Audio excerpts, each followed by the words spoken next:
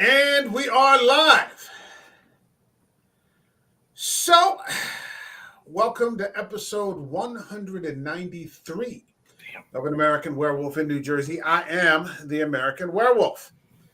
In the house tonight, we've got Eric from Hey Internet. Eric here. Always good to stop in and talk some film. Thank you for joining us. Always happy to be here, dude. Yeah, man, same. Always happy to have you. And we've got John K. Alvarez, a.k.a. Robocop, cleaning up old Detroit, wherever he happens to be hanging his hat these days. He's in an undisclosed location, so... well, it only cost me $1 to ride out there, so I figured... Yeah. It's like, I'll take that for $1, and that's you got to know the password. As you can see, I've got my Robocop T-shirt. I'm working it today. There you go. Very cool. I hadn't seen this movie in decades. Really? And so what ended up happening was I said to myself,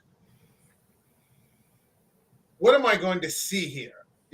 Am I going to have an Escape from New York reaction? I hope not. To be one of those. And I put it off till the last second. Okay. So I'd like to say before we start that this film, Robocop, 1987, Paul Verhoeven, is available on Tubi. Mm-hmm. It's available on Pluto TV, and it's also available on Prime.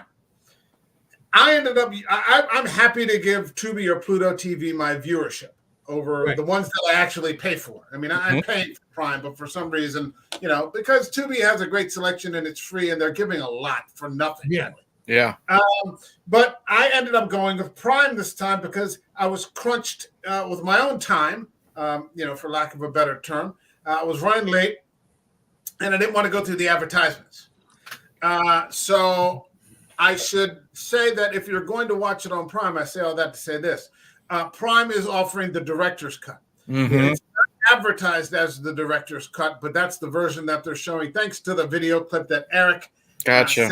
The 4-minute little segment that shows the difference in scenes as to what's the difference between the theatrical and the director's cut. Verhoeven, 1987, the year I got out of high school, the year I met John. Yeah, nice. Yeah. The same year. So very auspicious. If you guys are ready to go, shall we get it going? Please. Your move. Yeah.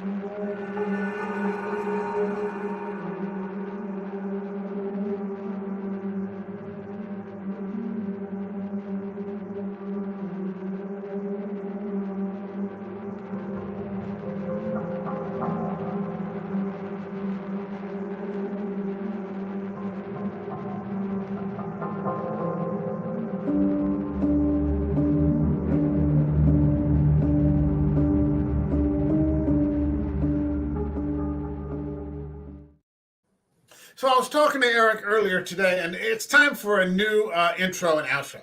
It's time for some new music. The channel has changed to some extent. It's not what it was when I first got into this, and so there'll be some new things in the works and coming up. So can't wait.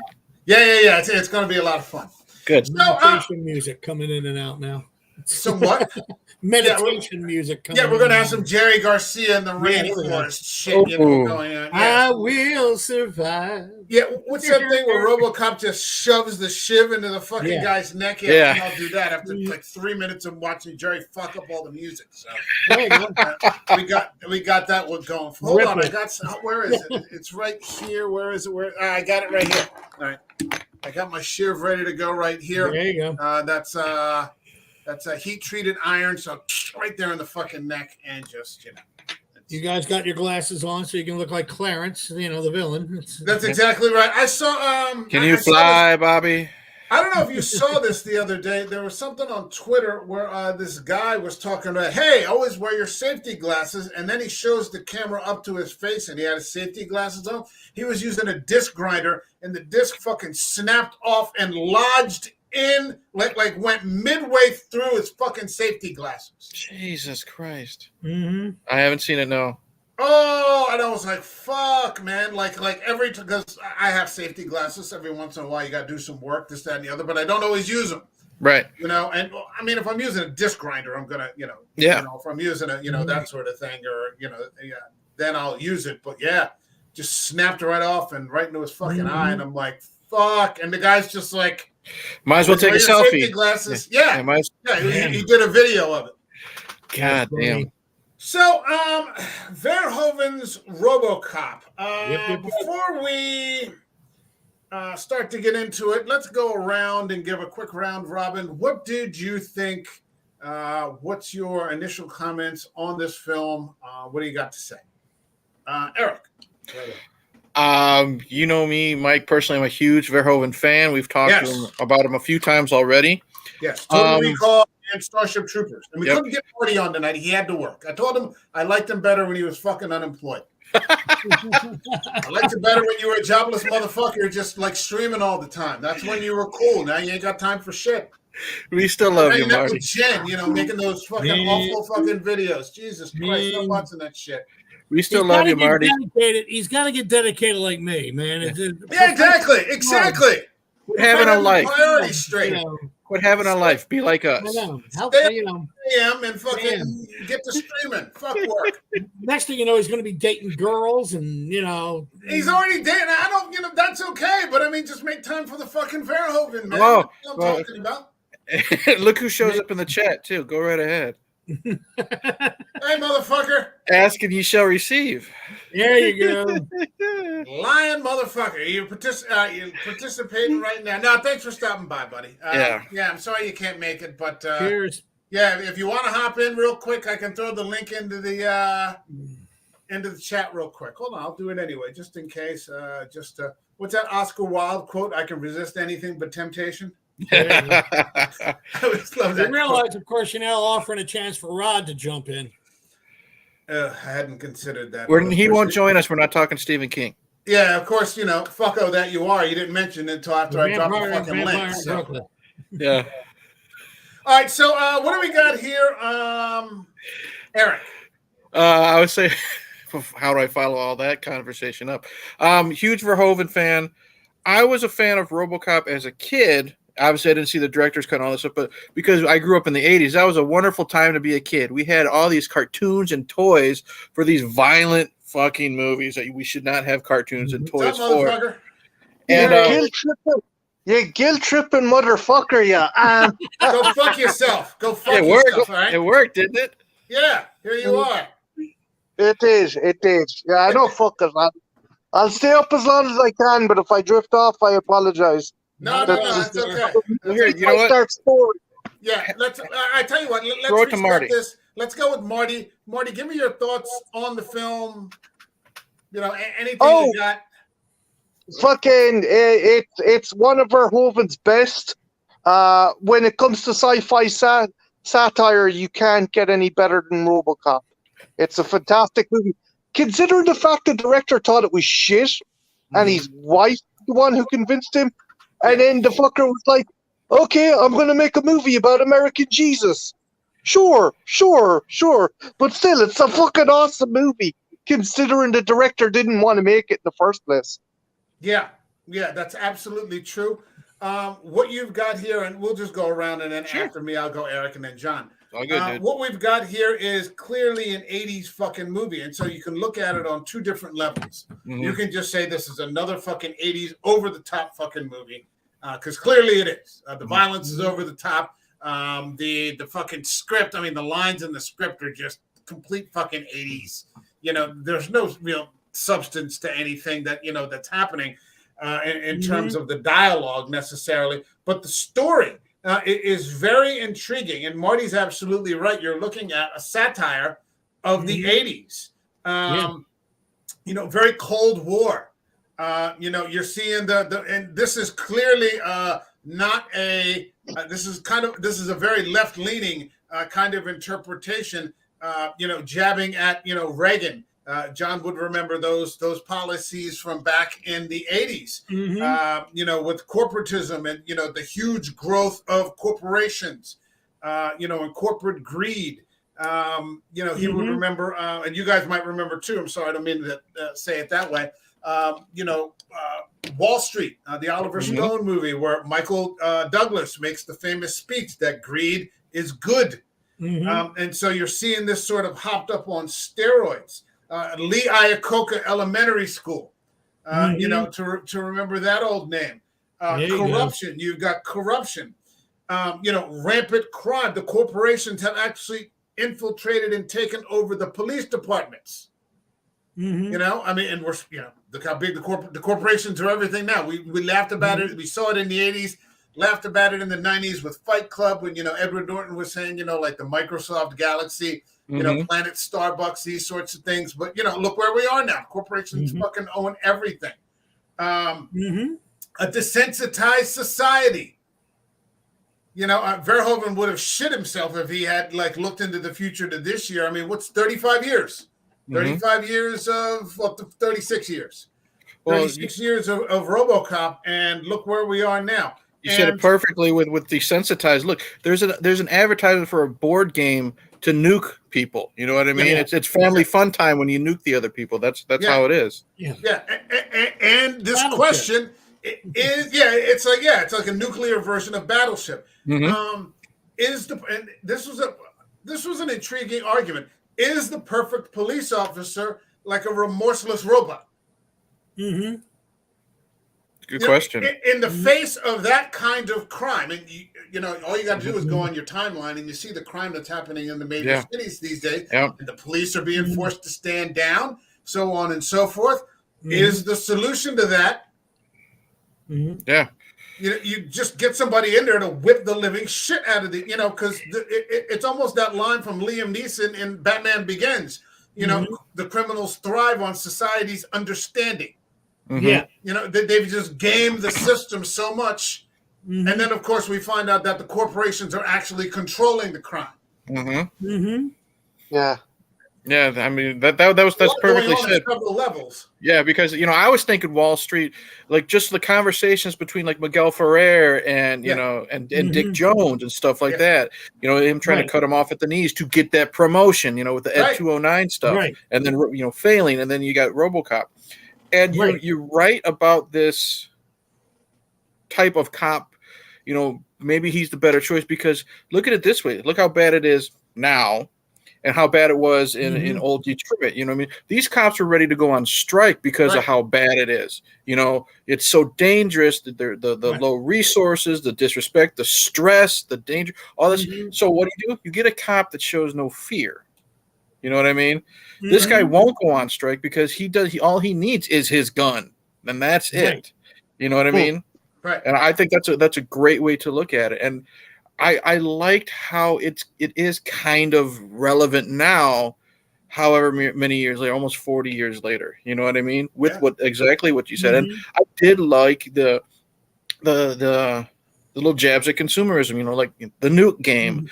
I liked, you know, it's all this intense shit, and then suddenly you see out of nowhere a T-Rex come in, and it's like a commercial for a fucking car. You know what I mean? Just to break up a little bit of the tension. Because we have all the news stuff and things like that. I think Verhoeven knows what he's doing when he's trying to make a point like that. Just little subtle jabs, and he's always great at it. And one of the things about the car, they never said the name. They always said the SUX 6000. And if you say SUX today in a little meme, it sucks. And I always thought that was great that he never meant it. Sucks 6,000. You know, bigger is better. Bigger is better. Right, and it was the thing that I think that a lot of people, I don't would say miss, but I think it's underscoring because when a movie first came out, besides the social commentary, was the fact it also reminded the people, including myself, it's a Western. RoboCop is the only honorable law officer, technically. Who runs through it, and then towards the end, he's showing more humanity. He's a lone gunslinger. He reaches, you know, he's concerned about his partner and things like that. The robot's starting to become more human. And it's the people who are human are laughing at the guy saying, I'll buy that for $1. Right. I mean, even the news reporters, Lisa Gibbons from Entertainment Tonight, and the other guy was an entertainment reporter from California. and they used them to do what give us 3 minutes, we'll give you the world. Yeah. And it was faster clips on that than that we get now on our feeds on our phone. Mm-hmm. But it's more entertainment, not newsworthy. Marty, that whole thing was being spanned, and it was wonderfully done by Verhoeven. He really did a good job with it, with a very little budget. Well, one of my favorite moments of kind of Reaganomics is where Dick Jones is giving Miguel Ferrer's character a fucking bollocking. He's like, I spent 15 million on fucking that 209 unit. Who cares if it didn't work? Yeah. It's like, that was the mentality. It's like, fuck it. We'll make all this big uneconomical shit and people will buy it. It doesn't matter if it works. And you're like, holy fuck, like corporations were that cutthroat. They didn't care what they put out so long as they made fucking money. Because he had also contracts for repair parts. Right. Yeah. Mm-hmm. Exactly. Yeah, it wasn't just the machinery. He had all the repair parts locked down too. Right. So, and it was just, I mean, when you see that scene where he opens fire and that the ED 209 opens up in the middle of the boardroom and just fucking massacres that fucking guy. And like nobody gives a shit. Yeah. I love the bit at the Mike. Go ahead. Mike, I love the bit at the end of that scene. You just hear someone call a paramedic, and I remember thinking, what are they going to do? Get a garbage bag? Yeah. For fuck. It's a glitch. That's a pretty big fucking glitch. Yeah, it's a pretty big fucking glitch.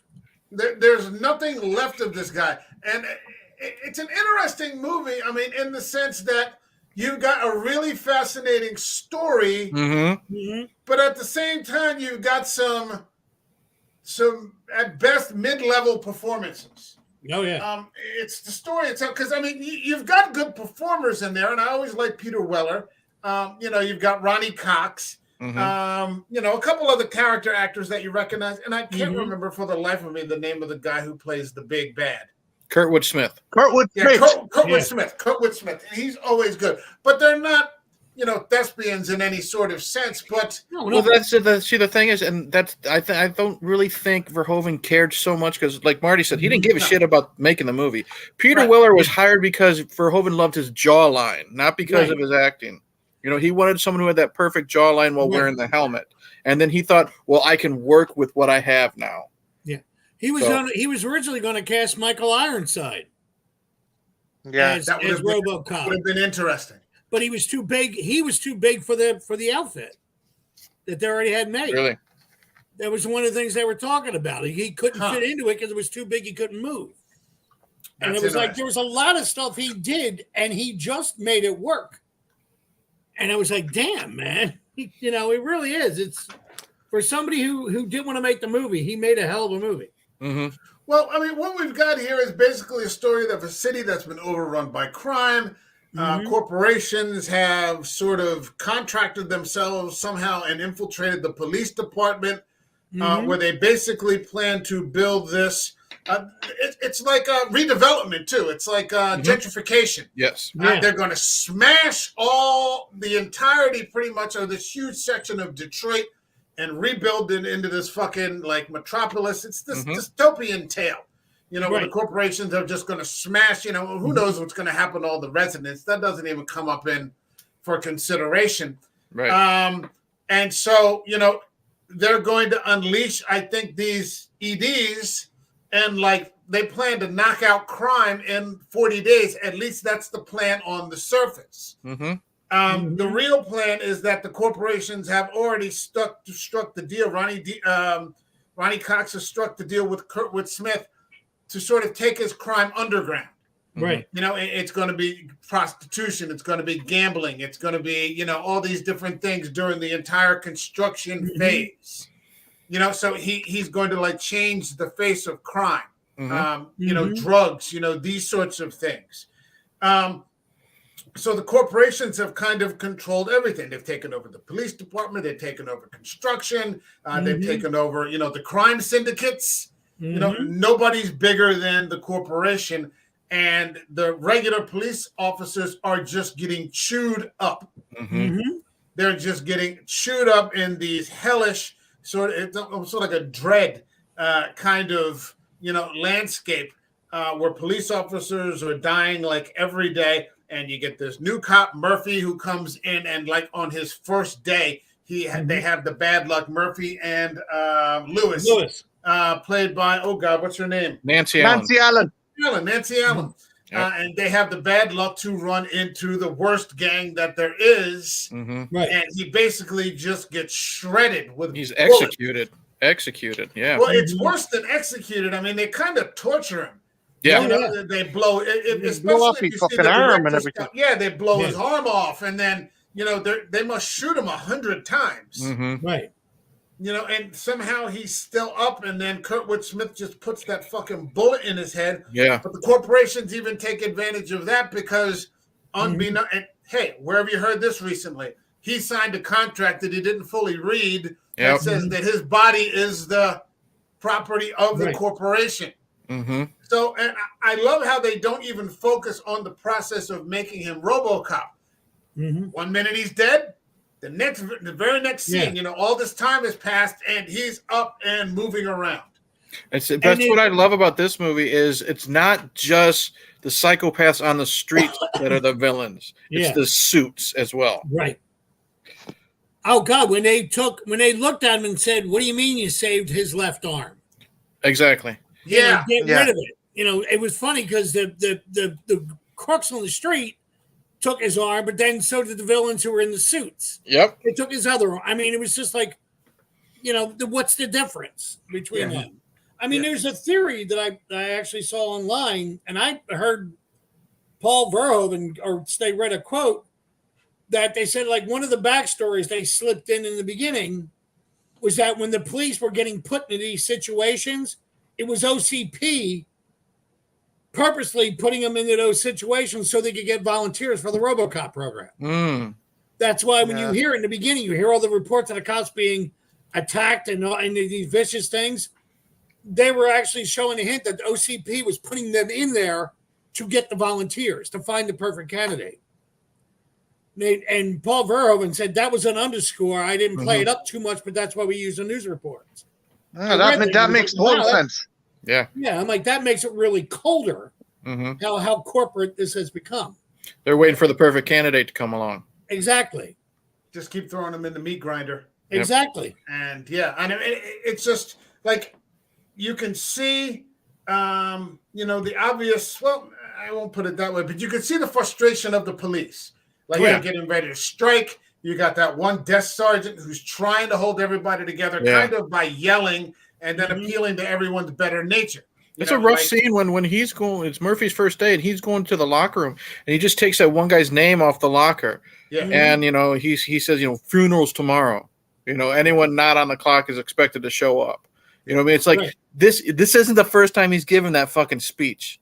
Right. This isn't the first time he's given that speech. Possibly this week. You know what I mean? Just to show how bad it is, just with using so little. Yeah.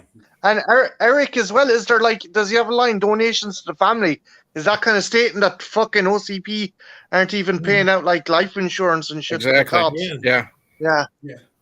If they are, it's not enough to. They're dying for nothing.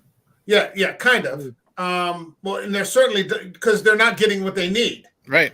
It's not so much that the corporation. They're just they don't have any support. They're way overwhelmed. They're on their own out there, and I think the corporation OCP wants to replace them. They just want to automate everything. Again, where are we hearing that? Nowadays, it's an interesting flip. I don't know. I don't believe that this was some sort of like warn. Well, maybe I don't know. Maybe it was some sort of warning for the future. Or he couldn't have. I don't think he could have known. Where this would be going.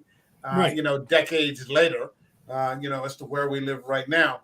But I mean, I like the design of the outfit for Murphy. Yep. It's pretty cool. You can see some of the special effects get dated. With the ED, the Ed, it gets kind of dated. His movements at time, get a little dated. But It's pretty solid. It's It's pretty amazing. solid. Seeing this as a kid, he was the coolest looking thing because he was, obviously, he's a robot, android, however you want to say it, but he doesn't need a holster because he kills the bad guys, and like a cool motherfucker, he twirls the gun and he sticks it in his leg like a holster, and it disappears. You know what I mean? Those little touches just make his character design so cool. And I mean, Mike, go ahead, Marty. sorry, Mike. Just another thing. You mentioned Dredd earlier on. If you actually watch the making of the early costume designs, they kind of had to veer away for it because they were getting so close to the look of 2000 AD's Judge Dredd. And it's interesting that like we got this kind of version, but we could have gotten something that was a carbon copy of Judge Dredd. Yeah. I'm kind of glad they kept it. Go ahead, John. No, just to point on that, I saw the fact that they were just talking about the design of the suit because they said besides Judge Dredd, there's one scene, the first robbery that Robocop breaks up. The guy who's the robber grabs two comic books, and one was Iron Man and the other was Rom, the Space Knight. And Paul Verhoeven said they did that on purpose. They were like trying to subtly get that image in people's heads, these almost robotic heroes. Very cool. I mean, it was neat how much they really put in. Like I keep saying, it's for a movie he said he didn't care about, he put some stuff in that because showed he cared. Well, yeah, I mean, it's a good script. He didn't write it. I forget the name of the guy is that wrote it. But it's not a good script in terms of dialogue. Oh no, it's not, or anything like that. But he crafted a good story. Yeah, they crafted a good story. I like that he didn't have to, or that he was independent. Like he didn't partner up with anybody. He just went out. He didn't associate with the other police officers. He just went out and got in the car and he did his thing. Did his thing. He just did his thing. He stops a robbery. He stops a rape. Probably was going to be a murder also. He stops the one guy who's part of the main gang who robs that gas station. Mm-hmm. I mean, it's just he's pretty fucking badass.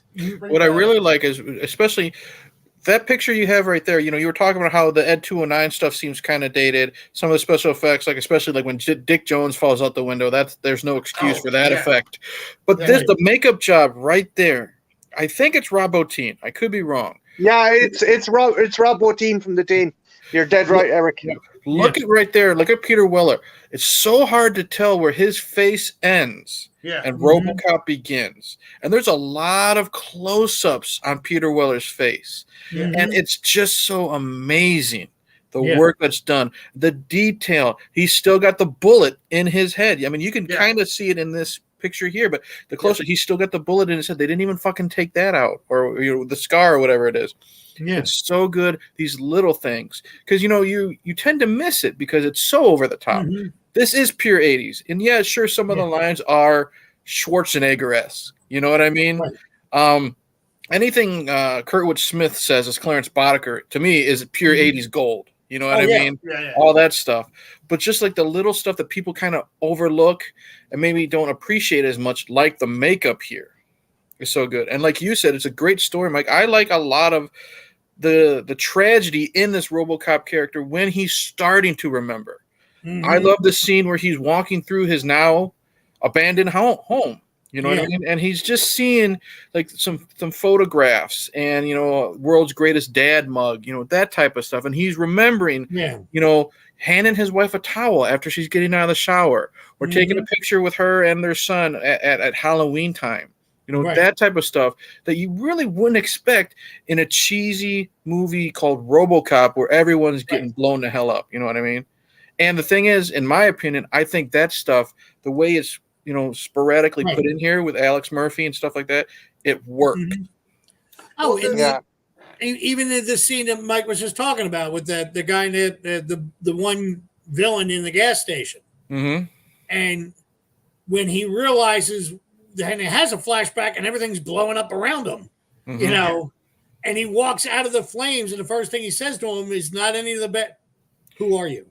Yeah. You know, and I loved that because that was like the first sign of the humanity coming out. He, Mhm. you know, who are you?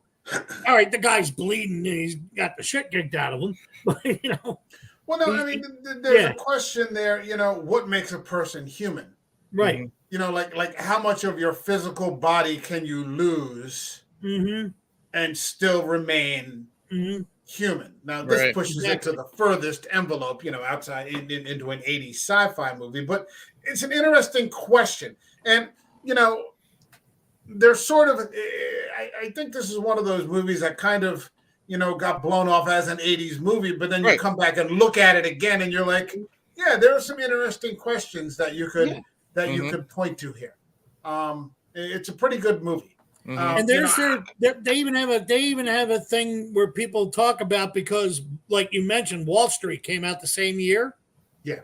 And they talk about, you look at the corporate greed in Wall Street and look at it in this movie, and they come out and say, they call it, it's a science fiction movie that has very little dialogue and everything else, but has more deep symbolism, especially with the corporate the corporate criminal nature. Mhm. And then you go to, and they were comparing it to Wall Street. He goes, they don't see any difference. How did they put it? The difference between Ronnie Cox and Michael Douglas is better suits and better dialogue. You know, Well, very I funny mean, the way they worded that, and I was like, that's very, very cool.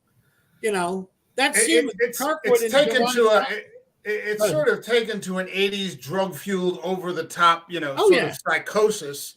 But yeah, the arguments are there. These were clearly not Verhoeven and the writer were clearly not fans of Reagan and Reaganomics, and you know where things were going politically at the time. We were also in a Cold War, so you know we didn't know that it was about 5 years away from ending, and so you know the arms race is going on, you know, and you know always the threat of you know nuclear war happening, you know, mutually assured destruction, you know, and again the desensitization, you know, of just people, you know, just you know regular everyday people. But what makes this character interesting is that he has only 3 directives. You know, so like any of the ambiguity just kind of goes away. You know, here's just this one person who knows exactly what needs to be done. You know, there's only 3 things that he has to do, which is what? Serve the public interest, protect the innocent, and uphold the law. And they've designed him in a body that is pretty damn near indestructible. Yeah. So he just kind of cuts right through all of the bullshit, you know, and I think that anybody else could do that, any of the other police officers, but they'd end up dead. Here is someone that is much more difficult to kill. What I like is, you know, one of his directive is uphold the law. So that means less lethal force if necessary. You know what I mean? Like when he's blowing away like the drug dealers, who fucking cares? Because you know they're threatening his life. But he doesn't kill the guy that's holding up the convenience store. He just clotheslines him. You know what I mean? Yeah. Doesn't kill the rapist. You know, he's going to, but then he rethinks it and then he just, as bad as it sounds, he just shoots him right in the balls. Yeah, he shoots him in the dick. You know what I mean? But again, he doesn't kill them. So he's still using these air quotes. You know, he shoots a guy in the dick, but less lethal, you know, moves against these people. But that's what I really like. Like, he's still a cop. You know what I mean? He still he still has to obey the law himself. And what I also like is I like how, again, him and Lewis, they have this mutual respect for each other. And I like how, you know, as bad as this sounds, you know, he's a fucking robot. There's never any chance of like some type of flirting or romantic interest. No. Yes. You know? They're always in competition from the first day they meet. I'll drive. No, I like to drive when I'm breaking in a new partner, that type of thing. The new guy says that. And then by the end, like that picture right there, he needs help. His targeting system is off. He's asking her to aim for him. Just little, you know, she's the only one that sticks up for him when the rest of the police force are blowing him away. You know what I mean? And that's a great scene too. I love that shot of when he's looking up at them and you just have that little eye hole that's cracked open in his visor. but she's the one that saves him, type of thing.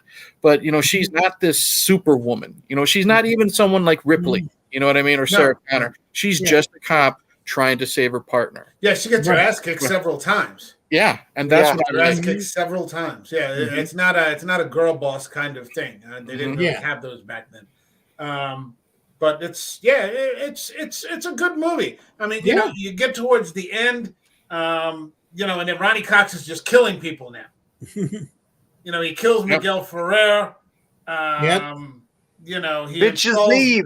Yep. I love that line. Bitches leave. Yep. Yeah. You got the drug-fueled fucking hookers. Yep. All the cliches. You're snorting blow. Off this girl's tits.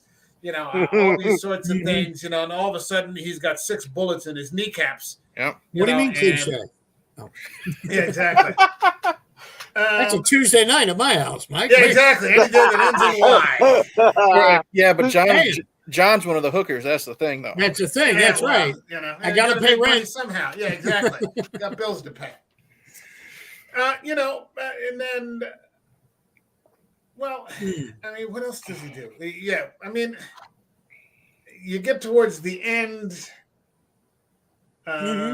Toxic waste. Oh God, yes. And I'm just like, oh God. I that's one of the scenes that I remember from ages ago watching it. And I was just like, really? There's just a big sign that just says toxic waste or something like that. It's 1980s Detroit. Yeah. Come on. Of course. It's dystopian Detroit. And there's just a big can of toxic waste laying around. Car smashes through it, and all of a sudden this guy is just melting. All over the place. They really kind of ramp it up at the end. Yeah, exactly. Get off me, man! It's just like, get off me. Yeah, Ray Wise is always hilarious when he's a bag. Oh, that actor got hit with the toxic waste. On a complete side note, he's from the Philadelphia area, and I met him when I was 15. Oh, really? He's a friend of one of my brother's older friends. He went to Holy Spirit Academy in right outside of Philly, in Fox Chase. He and I met him at a party. He was also in the movie Fame that came out in the 1980s. And, and it was right before that movie came out, and I met him. He was a great guy. I know him from ER. Nice. So every time that's what I know him from ER. But every time I see him like that, is it getting hit with the toxic waste? I'm sitting there going, I was drinking a beer with that guy underage. That type deal. We get to that, and then, I mean, Ronnie Cox at the end, going out the window. I did think it was clever. I did love that line though, Dick. You're fired. Yes. And he just Thank you. Now I don't have the fourth directive is fucking gone. And then I like that he says, "What's your name, son?" And he says Murphy. Yeah, and he smirks. Yeah. I love that. He actually showed a little bit of just enough, nothing, no big goofy grin. But I love that. There's just enough for it to maintain an 80s movie. Yeah. And the best 80s dialogue in this whole movie is between Ronnie Cox and Kurtwood right after they got together, before he got the equipment, when he was calling him Dick. Yeah. At the very end, well, I guess we're going to be friends, Richard. Yeah. That whole thing right there, I still use that bit. And I said, this guy's such a dick, we should call him Richard. And it's from that movie. But that dialogue right there is, to me, probably one of the best 80s written dialogue ever. And it's just between two guys trying to prove who has a bigger dick. When he walks in there and says, when he walks in there and sticks the gum on the secretary's nameplate. That was his wife in real life. Was it really? That was Kurtwood Smith. That was Kurtwood Smith's wife. So that's why he's extra sleazy to her. You know what I mean? Yeah. And Kurtwood could fit me in. Yeah. Like Kurtwood was great. Like when he, after he got the shit kicked out of him by Robocop, and he was thrown at the desk, and then he just hawks that bloody loogie on the white paper. Yeah. Watch the guy behind the desk. That is an authentic reaction, because that was total ad libbed. He said, "I'm just going to spit a bloody loogie and then ask for my fucking phone call." And so it's just a lot of stuff that Kurtwood just came up with. he's such a despicable, evil, sadistic bastard. But he's one of those characters that you're like, okay, I want to see this guy on screen. I want to see what this guy will do next because Kurtwood just has such a charisma about him. Right. He's like, to me, he's like a perfect 80s villain. You know what I mean? They can't all be calm and cool and collected like Hans Gruber. Sometimes they got to be over the top like Clarence Boddicker. I wanted him to go through the toxic waste. Clarence Boddicker, I'm fucking agreed with Eric 100%. And I'm agreeing with you as well, Mike. He is a character that was designed for you to love, to hate. I mean, it was his idea to wear the little glasses. He got the inspiration from Heinrich Himmler to wear the fucking beady glasses. And the bit, the bit where he goes in and shoots Miguel Ferrer and he's dipping his finger in the cocaine and sampling it, and he does it again when he's fucking jousting with the other drug dealer in the wine. He's his fingers in the wine. Fingers in the wine. And then he puts it under his nose and he sniffs it. Yeah, it's just character moments, and he's like, guns. It's fucking brilliant character. Just the choices he does when he's going to kill Miguel with the grenade. He doesn't just pull the pin; he sticks his tongue out to stick it through the loop. You know what I mean? And pulls it out. In the scene where the band gets back together and he's giving them the big guns, and the one member of the gang pulls up with the SUX 6000. Yeah. And goes, hey, he has a car just like you. And what does he fucking do? Shoot the other guy's car. That's right. And I'm like, you motherfucker. Yeah. You know, because that's, to me, that's like, you know, no, you can't be better than me. Yeah. Oh, you know. And it was brand new, like the, you know, tag was still on the window. Yeah, he even slapped the windshield. And in my head, I was like, you cold son of a, oh, man. Yep. Then he's just getting a car. They all got what they deserved. It didn't bother me in the least. Yeah, I didn't like any of them. So. Yeah. You know, it's good that when it's a movie that's what, 36 years? 36. 36 years ago was done. You're still like going, you son of a bitch. Absolutely. All right. Is there anything that we did not cover in this film that you would like to get across? The last thing I think that let's go around. I mean, we'll go around. Okay, I think it has a really good score to it. A really good musical score. I like the score when when RoboCop's in his car, just driving around Detroit. It's got that great, in my opinion, pump you up feeling to get ready to deal with the action that's going to happen. But then the scene where he's basically getting slaughtered by the cops, you know what I mean? When Lewis pulls up, it's a complete 180. It's this total sympathetic type of score that I think fits perfectly. So I think the score is kind of underrated, in my opinion. Okay, all right. John, anything?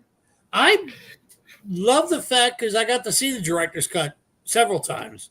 Okay. And I love the fact that when some people I know who watch this movie, they say it's too violent.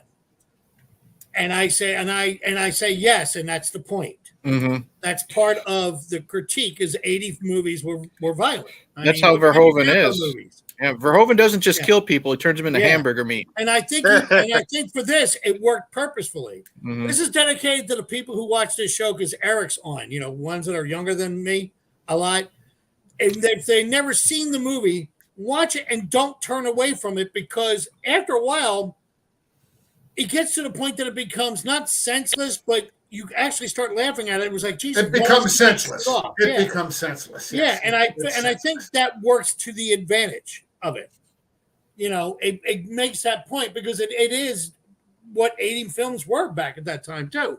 A lot of them were violent movies. Yeah, violent, over the top, gratuitous. And then you have a girl come home with cocaine on her boobs, and somebody makes it. And gratuitous sex scene, gratuitous nudity. Yeah. Yeah, I mean, that was and the we 80s. Called it entertainment.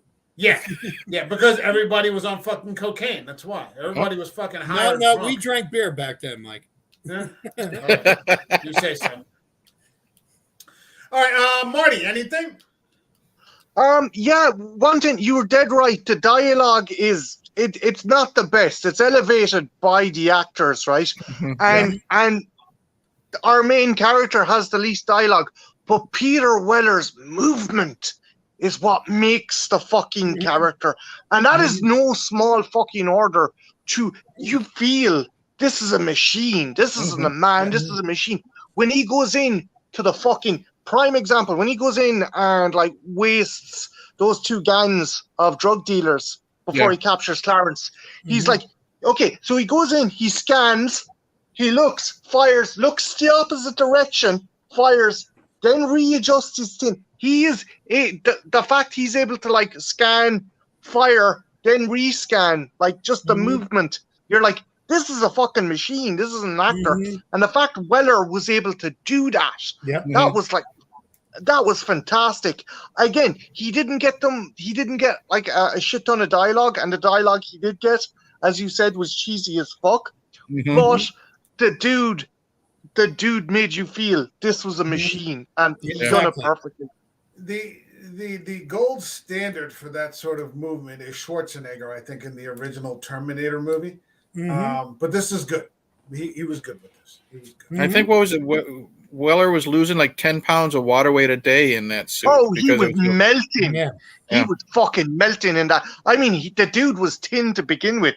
You can just fucking think of what he was like by the end of the shoot. Like,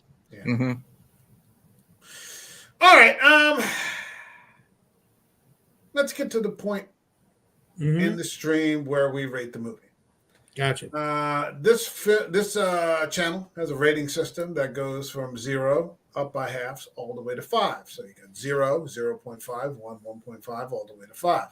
So 0, for example, would be I'd rather go on a double date with my ex than watch this movie again. All the way to 5, which is, this is cinema. This is the destination.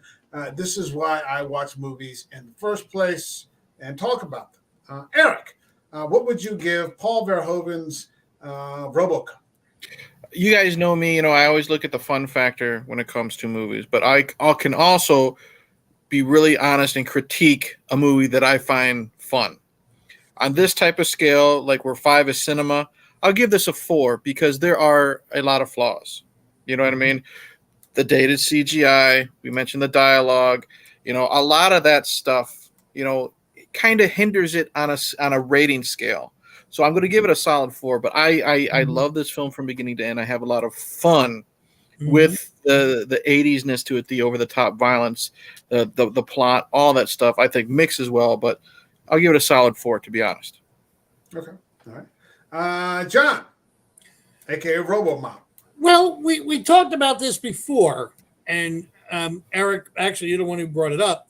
The dialogue and the conversation we had about this movie has raised my level of what it was going to be. I was thinking about going like 3.5, but then I realized there was more to this than I'm going to bring it up to a 4 too. And I think Harry, the claymation animation that they used throughout also, I think it's something we skipped over because that was actually, to me, made me laugh and giggle. I remember those type, Jason and the Argonaut type movies and whatnot. So when I saw that, it still made me grin. But I'll give it a 4, only because it was a lot of fun. And yeah, I'll even forgive the bad CGI and such and special effects, just the way I'll forgive something that was done before my time. Okay. All right. So we got 2 4s. Marty, what do you got? I was actually going to go with the guys and give it a 4. I'm going to give it a 4.5 thanks to Eric, because he reminded me of the Basil Palladora score, which is fucking it's a fucking gorgeous score as well. Again, I'm not giving it a full 5 because, as you said, the dialogue is fucking ropey as fuck. But at the same time, Dick Jones's arms turns into the fucking plasticine man. But Phil Tippett's other animation, like there are scenes that have aged, but by and large, I still like the work they did with Ed 209. You know me and my stop motion, so that's also got me giving it a couple extra points as well. Okay, so we got 2 4s and a 4.5. Am I remembering this correctly? Yes, sir. Yep. Okay. All right, that brings me to me. I'm going to go with a 3. Okay. I'm going to go with the 3. It had some decent performances. There were decent performances. Kurtwood Smith, Peter Weller, Nancy Allen's good. The script doesn't allow for too much. Okay. Action's pretty good. Like I said, this is 2 different movies. You can look at it and just say it's another 80s over-the-top movie. Or you could pose some questions about it, like we talked about early on and we've talked about throughout the film. I don't know that I would have. I don't know. I'm trying to find a way to articulate this. It's difficult. It's difficult for me to articulate what I want to say about it, and that the satirical parts of it weren't apparent to me. Okay. Like I almost kind of had to look a little bit, and I'm like, is he saying, okay, well maybe it is, and this, that, and the other, and then I did a little Google thing, and maybe that's my own fault as a viewer. And I was like, oh, okay, they're talking about this. So, okay, well, then, maybe this, that, and the other. So maybe it was my own fault in the viewing of it that I wasn't looking with the correct eyes. But on the surface level, the idea that it's just another 80s over-the-top movie detracts a little bit. That's okay. Nothing wrong with that. I'm not offering an excuse or, half apologizing. Right. I'm just trying to articulate why I did it. I'm going to put you on the spot, though. Yeah, I gave somebody a 1 once. So, I'm going to put you on the spot, though, okay? Yeah. Concerning movies that you haven't seen in a long time, and you've recently watched them, and they weren't, as good or as fun as you remember. Robocop, how does it compare to Escape from New York and Highlander? It held up better than those 2. Okay, I'm happy. It held up better than those 2. Yeah, it held up better than Escape. It certainly held up better than Escape from New York. It held up from Highlander. Actually, I think both of those, I did a little fast forwarding because I'm like, this is fucking unbearable. I can't do this. And I think I clicked a couple of times. And I did it a couple of times here, but like those 10-second clicks you get with like streaming channels, I made sure I didn't miss anybody. So like I didn't need 30 seconds to watch somebody walk to the car, that kind of thing. And so I cut through that. It held up better than that. Okay, now I don't feel so bad since it was my choice tonight. No. That's true. I forgot about that. I was talking to Eric one morning and I said, hey, pick a movie, dealer's choice. And he's like, Verhoeven, Robocop. I was like, yeah, sure, no problem. Hey, could have been worse. Got Marty back on here. It's not my favorite Verhoeven movie. We've talked about Total Recall, but my favorite Verhoeven movie remains, at least with what we've covered in this show, Starship Troopers. Coming next, we got Showgirls, so don't worry. We'll get you ready for that one. We'll get you ready for that, John. No, we don't. I stopped any of those substances that might allow me to. They were just talking about that the other day. It's obvious, it's like a parody of an actual movie. Because like somebody was really on a lot of fucking coke back then. So that wouldn't surprise me at all. Yeah, 2 4s, a 4.5, and a 3. So yeah, okay. Go ahead, Marty. Oh no! I'm just saying, like, yeah, I'm with you, Mike. When it comes to fucking Showgirls being made on coke, I mean, you got Kyle MacLachlan fucking Elizabeth Berkley like a dolphin in that fucking scene. You're like, what's going on here? So. I've never actually seen it. I don't plan on it. I mean, Well, after that description, I kind of have to now. No, you don't. No, seriously. Kyle MacLachlan should never show his old face ever fucking again. I agree. Ooh, okay, maybe next. Maybe I'll stick with Basic Instinct. That's for Hogan. If you noticed, it was after that movie, Kyle MacLachlan started doing comedy. Yeah, he did the Flintstones. Nobody was going to hire him after that. That's an interesting take. I only saw Basic Instinct once, and it scared the shit out of me. I've never seen it yet. Because you just got the impression that like no one was steer. Well, you got the impression that Sharon Stone was steering the ship, and that she was taking you to some scary fucking places, man. I only saw it the one time. I don't know if it would hold up, now looking at it. Right. But damn, yeah, that was a scary fucking movie. Yeah, and that was back when Michael Douglas was my favorite actor. And Michael Douglas had like a 10-year run where he was just my favorite fucking actor because the premise of every Michael Douglas movie was someone's fucking with Michael Douglas. Mm-hmm. Yeah. So if it was Glenn Close in Fatal Attraction, or if it was Demi Moore, or if it was Sharon Stone, or if it was like those two lions, or if it was Falling Down, like it was just Society, Or The Game. if it was, if it was The Game, like the premise of every Michael Douglas movie was somebody's fucking with Michael Douglas, and he just played it so fucking perfectly every fucking time. That's a movie. That's a movie, Mike. When you mentioned Falling Down, I'm like, that's a movie. Yeah, I would love to throw like on. That's a brilliant movie. Yeah, very underrated film. On him. Maybe we'll look at it. I know that we probably won't. I need to get back to horror. Oh, I agree. Right now, I'm ready to get back to some fucking horror. I was debating if I want to call, like, we got one more week in the summer, so summer of sci-fi fantasy. Whether I want to do one more movie, because not this weekend, but the following weekend is Labor Day. And then, like, the minute Labor Day comes around, I want to, like, get into some fucking horror. I'm ready, dude. Yeah. There's some good scary movies at least trying to come out, like I'm seeing in the movie theaters coming up that they're showing previews for. Well, I went to see The Last Voyage of the Demeter. Yeah. And I thought that was really fucking good, and it's a shame. It's already got a video on demand date. I think by the end of September. They're already ready to pull it.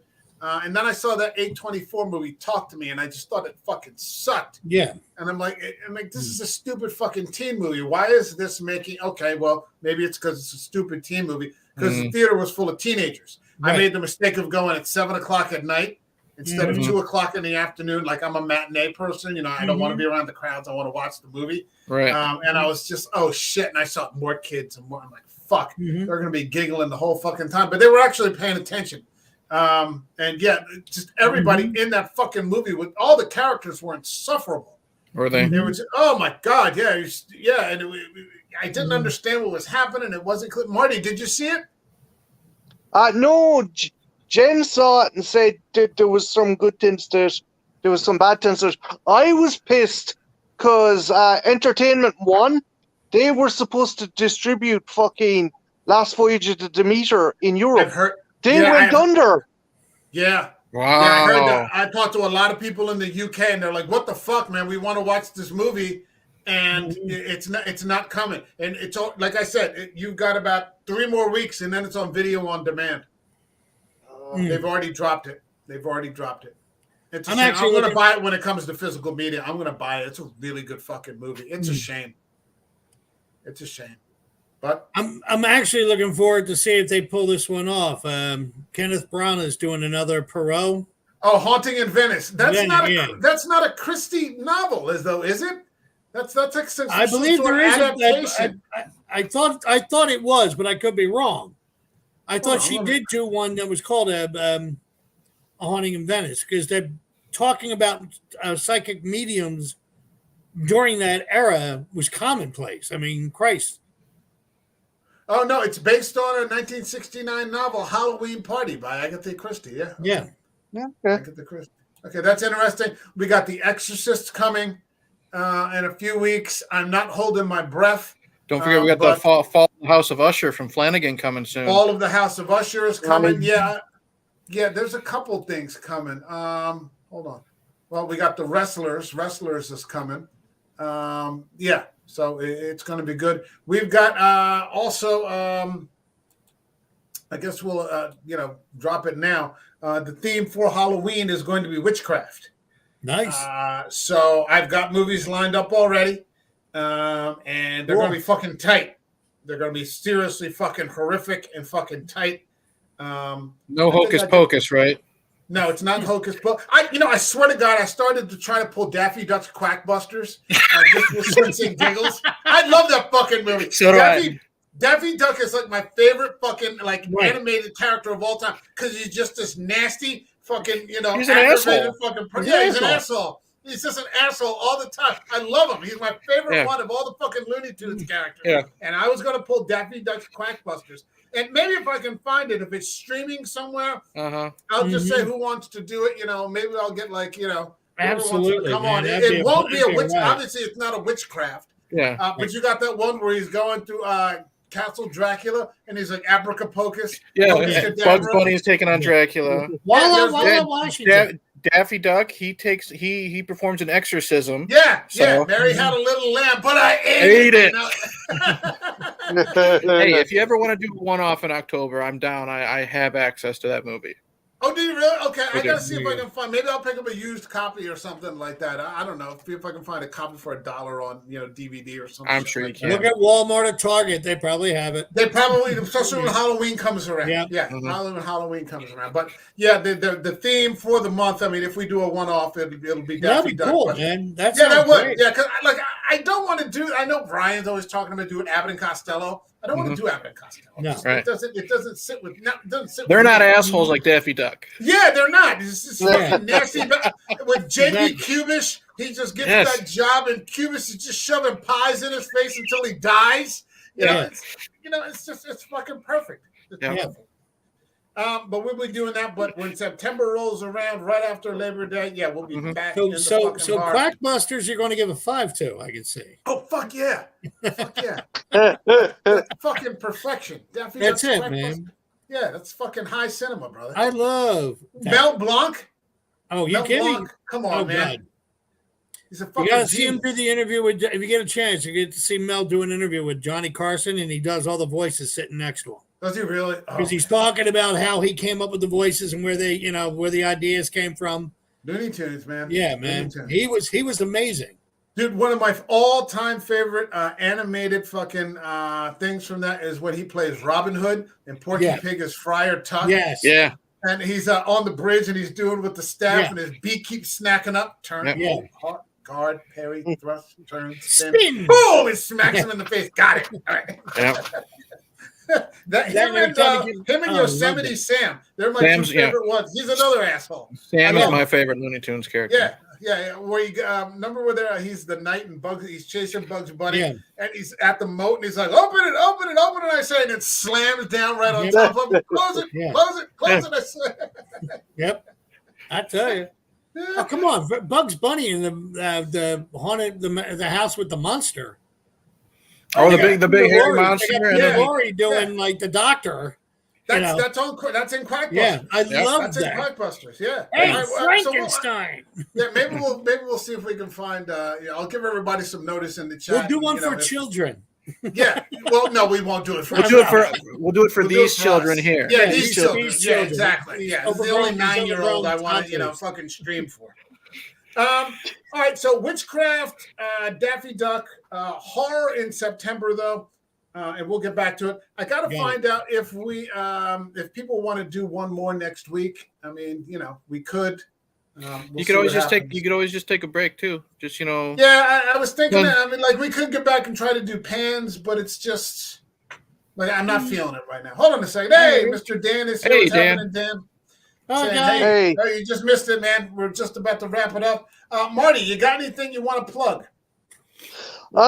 Yeah, I'm probably going to be doing actually because they've done really well. I'm doing reviews of old retro video games at the Ooh. moment, and There you go. myself and Jen done a review for an Nymphoid Barbarian in Dinosaur Hell. It's a shite movie, but someone recorded it from the TV. Why? So no, hear me out. Me and Jen, the review, most of it is me and Jen taking the piss out of the sex line fucking adverts that are on between the fucking actual movies. So we're for just, God's we're sake. just ripping on that.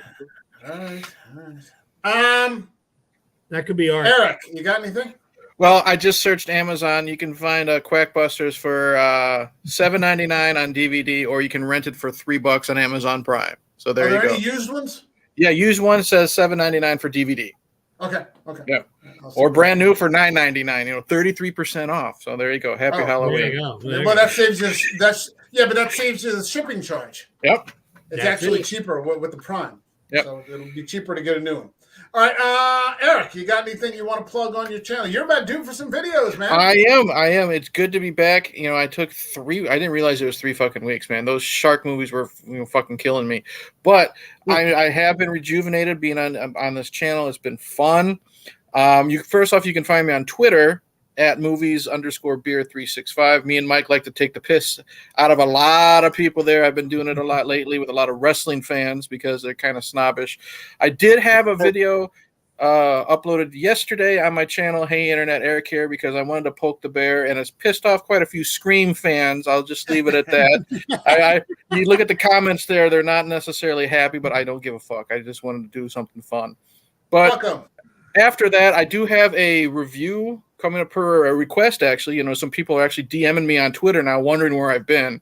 And I actually have coming up, I'll probably upload it Saturday, a review of that new horror movie that came out last year called Skinamarink. It's I haven't heard about that. That's a cool movie. I started it.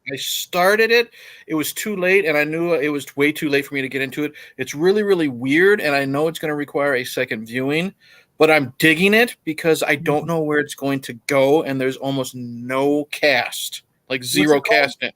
Skinamarink from 2022. It's on Shudder right now. Yes. So I'm going to have my video up on that probably sometime Saturday.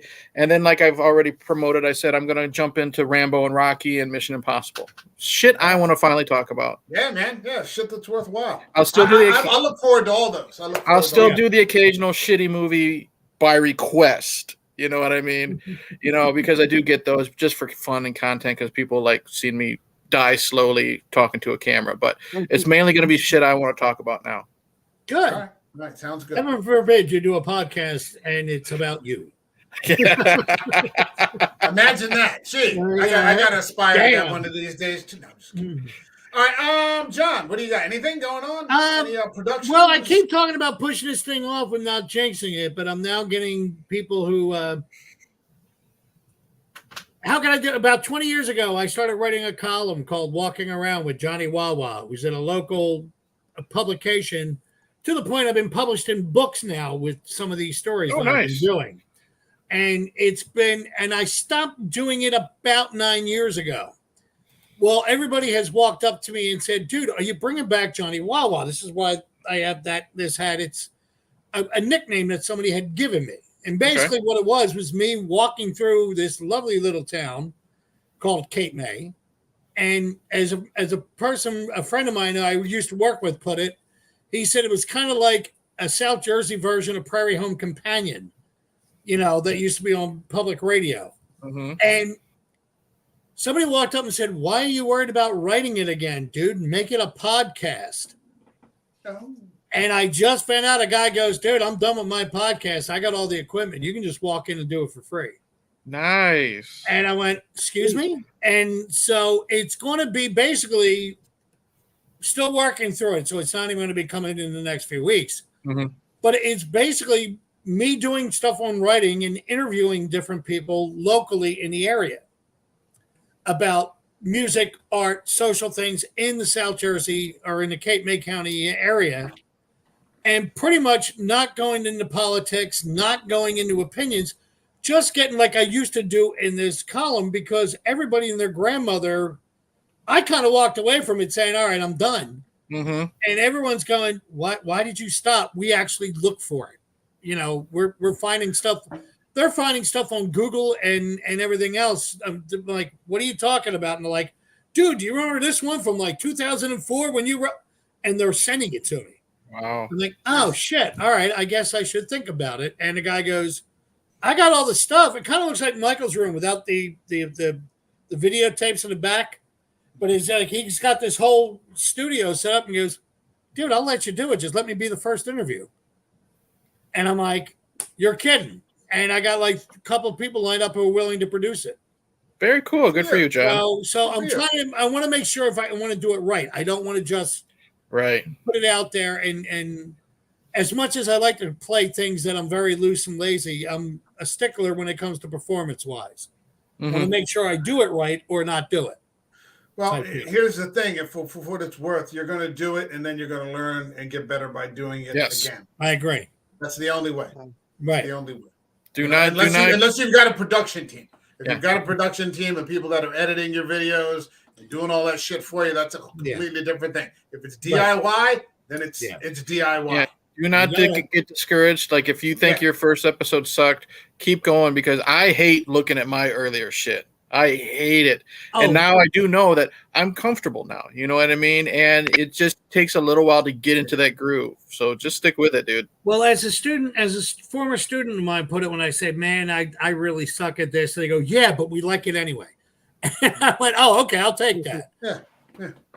All right. So keep us posted on that. I will. Yeah, please. On that. Mr. Dan says, Quackbusters, I need to see it. And while you were all talking, I ordered a copy of Quackbusters. So it's on its way. All right. Quackbusters is on its way. All right. I will be here. I want to say real quick before we close off, this channel has broken into covering MMA and pro wrestling along with the sci-fi and the horror and the action thrillers. We had a very bad week in professional wrestling. Yeah. Terry Funk, one of the greatest of all time, passed away yesterday. And then we're finding out just before we went on that Bray Wyatt passed away unexpectedly. I mean, I hadn't heard that there was an illness. You're hearing that he had been sick for a little bit.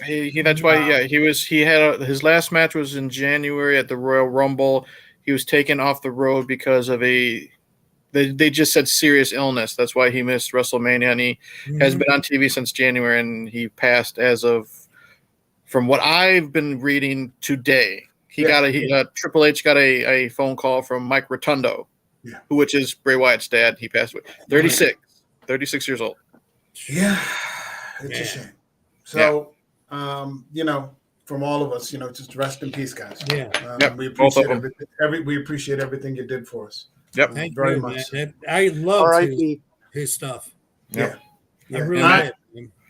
I'm looking forward to delving into more wrestling. Eric's got me hooked up with the indie app now, IWTV. So I'm discovering some of these. The indie game is just enormous now. It's alive, well, and thriving, dude. Yeah.